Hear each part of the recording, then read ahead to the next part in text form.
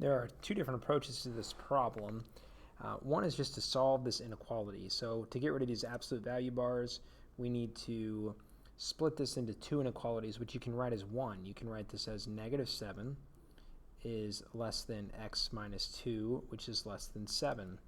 And if you know the shortcut, this is a pretty quick question. We can add 2 to both sides, or all sides rather, to get x by itself. That gives us -5 is less than x, which is less than 9. And so we can see that is choice D.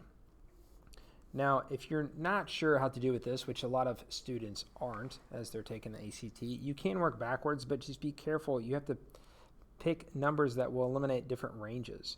So let's say if we picked 1, that wouldn't help us out at all because x is 1 is in every question. So let's say if x is 6, does that work? So if x is 6, we have 6 minus 2, the absolute value of that is less than 7. And that is 4. The absolute value of 4 is just 4 is less than 7. So that's true. So the number has to be, or the number could be above 6. So we can eliminate A, because that says it has to be less than 5, and C. And then now you could be maybe strategic about some of these, but let's not think too much about it. Let's just pick another number. Let's just pick -6 and say, well, what if it's -6? Does that work? So -6, if x is that, then we have -6 minus 2. The absolute value is less than 7, or the absolute value of -8 is less than 7, which 8 is not less than 7.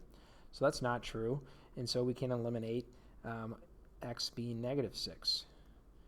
Okay, so that means that we can't be E, because that allows x to be -6.